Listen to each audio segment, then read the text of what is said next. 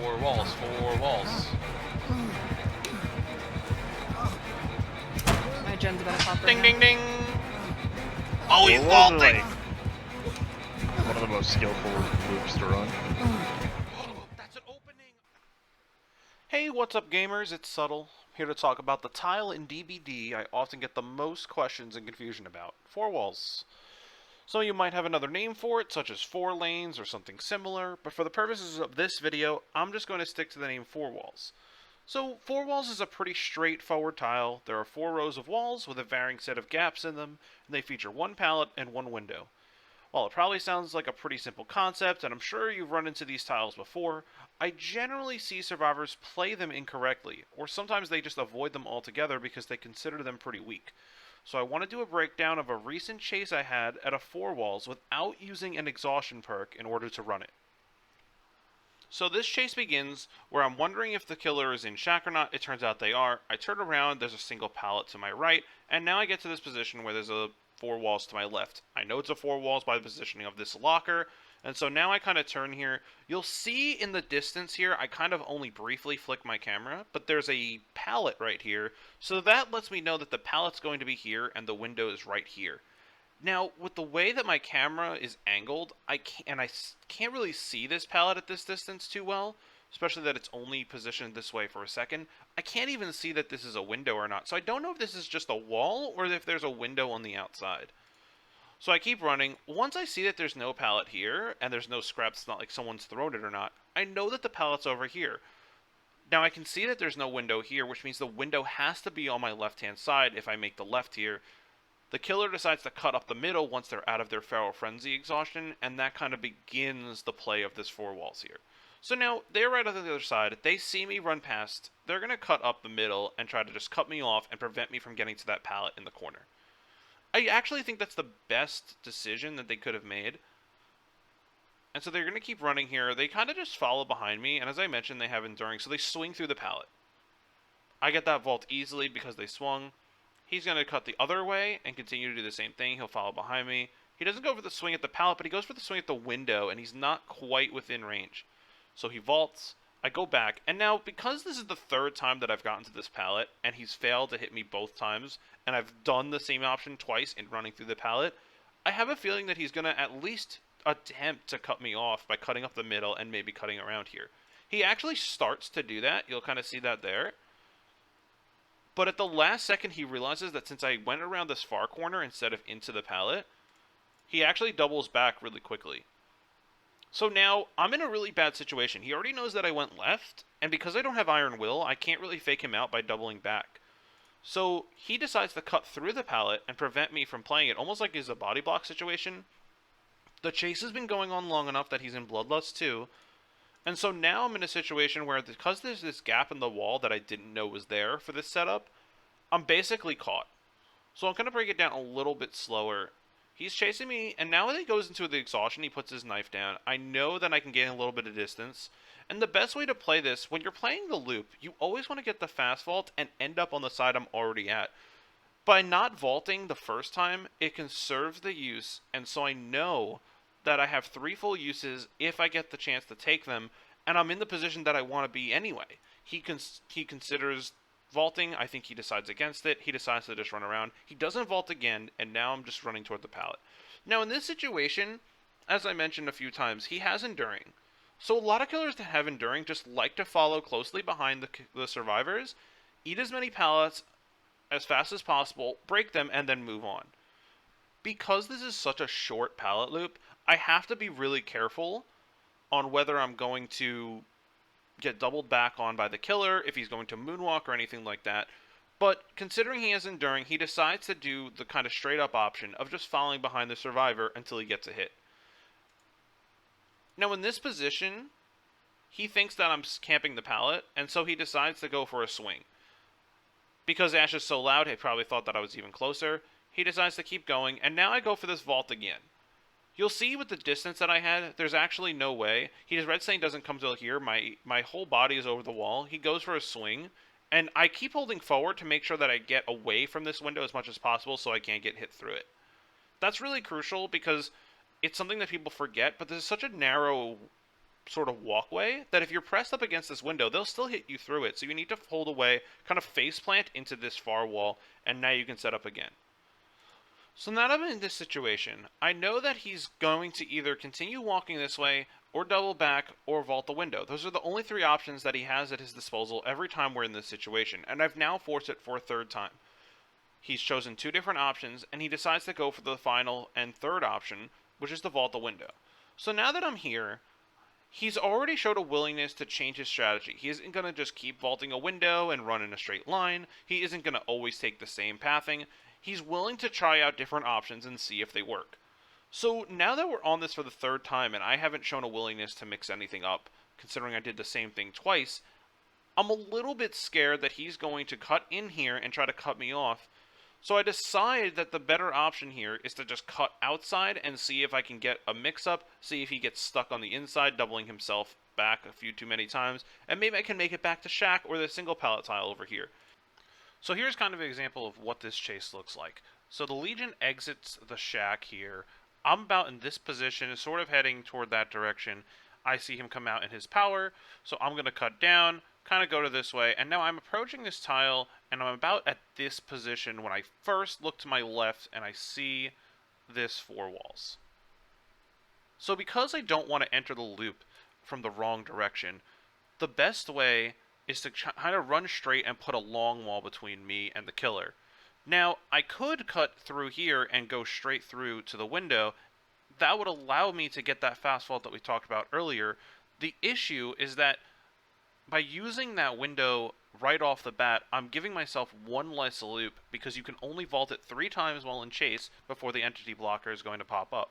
So once he decides to go up, he actually just decides to play the loop straight up and just hold forward. He doesn't decide to double back. He doesn't decide to vault the window. He kind of just follows me around. So I'm going to do the obvious thing. I'm just going to play the loop. I react. I cut straight down.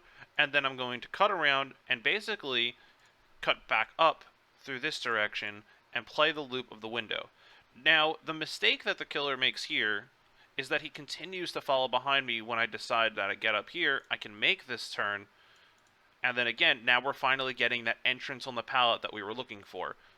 Now, once he's this close behind me, he decides to continue following me around this corner, thinks I'm going to camp the pallet, especially that I don't have Iron Will in the situation. He can kind of hear me right on the other side of the pallet, so he decides to go for a swing. It turns out that this killer is running Enduring Spirit Fury, and so it makes even more sense on why he'd want to get through pallets as much as possible. And in this case, as I learned later on, he actually had Spirit Fury ready to proc, so it's very good that I didn't decide to throw the pallet there early, get a stun, because it would have probably led to me dying in that situation. So once I hear the swing, I'm just going to keep running. We're going to get that exact vault that we were talking about earlier, and now I've reset this exact position once again.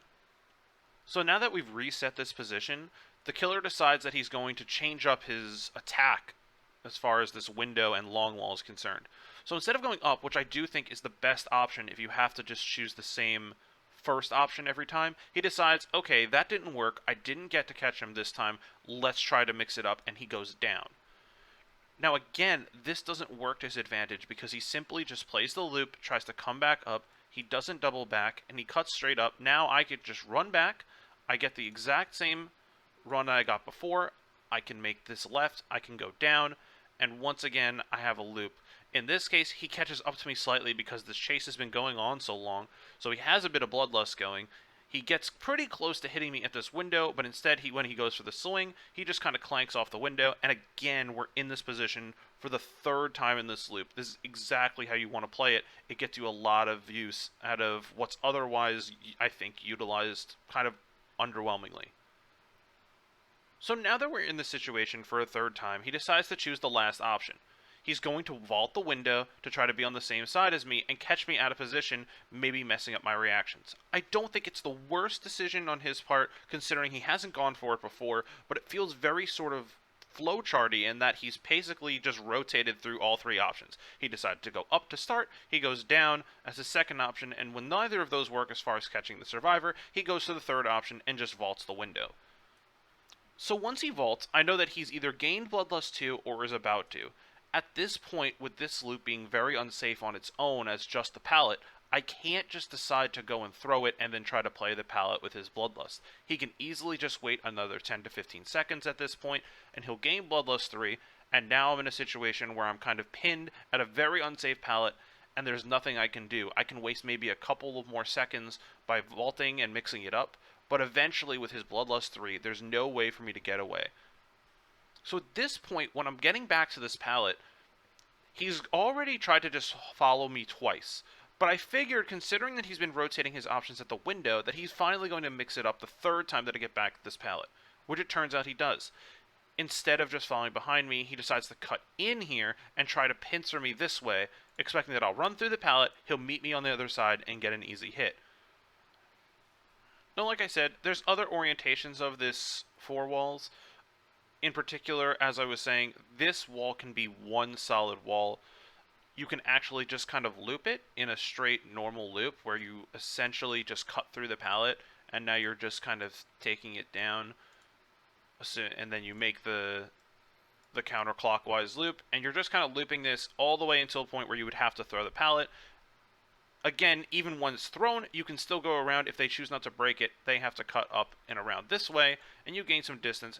Of course, this does lose to Bloodlust, and you'll have to look for another route to escape, but it's a very good way to waste the killer's time if you do in fact get that set up. So I think it's worth noting that there's other orientations of four walls that will change how you have to plan for the loop and to play it, because it will change the size of the loop with the pallet. Now, where this green rectangle is where the window was in the circumstances that I showed earlier. However, in a lot of cases, this will be just a gap in the wall, and the window will actually be where this orange rectangle is over here. Now, it makes the loop longer, which is a kind of an issue for a lot of survivors, in that because the loop is longer and killers are faster, it's harder for you to get back to the pallet and connect it with the window as many times, especially when Bloodlust comes into play. The added benefit, however, is because this is on the outside of the tile, it's very easy to enter from a different direction or to exit in trying to link. So, for example, if you're on this side, you can easily get the fast vault in. Now you can sort of cut up or through the middle, and now you can play the pallet that same way and get the fast vault again. So like I said, there's a couple of different variations of four walls, so you have to really be in a good position to understand what layout you might have gotten when you get to that tile. You need to know where the pallet is, and again, the pallets can only spawn in one of two locations. It can only be in the if you're approaching it, it can only be in the bottom right over here, or in the top left. It will never be in the far right or the close left corners compared to where I started as Ash here. So if you get to this corner and you don't see a pallet, you already know where the pallet is now. It's only in one of two spots. I think in a lot of cases, I see survivors that think it can be in any of the four corners, and it leads them to get to these tiles and they find it very unpredictable. But in fact, you can cut down your options in two, and it's very easy to figure out how you want to run the tile as soon as you get to one of those two locations. Now again, the whole reason that I made this video in the first place is because I find that a lot of survivors find four walls to be either overwhelmingly weak, or they're just simply confused on how to run it, so they don't bother. They'd rather just go to something like a jungle gym, or go to an LT, or go to a single pallet tile, where those are a little bit more straightforward as far as you need to play them. However, I actually think that four walls, in a lot of cases, is probably the second strongest of those four variations, behind just jungle gyms. LT walls are probably the weakest because they only offer you the windows, and in a lot of cases, windows don't allow you to reset Bloodlust or break Chase. It's very easy for them to kind of corner you, use their speed, and in a lot of cases use their powers to prevent you from getting to either the other half of the LT wall or from linking it to anything else. Single pallet tiles are very similar. They're nice as a kind of stopping off point, almost to sort of just reset that Bloodlust with the pallet there, but they don't really allow you to waste a lot of time because the loop itself isn't very long, and you can't connect it with a window that allows you to mix anything up. You kind of just need to throw the pallet, force them to break it if they're going to try to Bloodlust around it, and once they break it, you just try to find something else that will allow you to continue the chase. But on its own, I don't think that LT walls or single pallet tiles give you the same sort of versatility as the four walls, because they come with both. They come with the window and the pallet, just like jungle gyms. When it comes to four walls, you have to know which side you're entering from, and you need to locate where the window is as fast as possible. Once you've located where the window and the pallet are, you need to just set up just like at another loop, the direction you want to run and the direction you want to run to, so that way you can get the fast vault you need and put yourself in the best position to force the killer to waste as much time as possible before you need the pallet to be thrown in order to get to the next tile.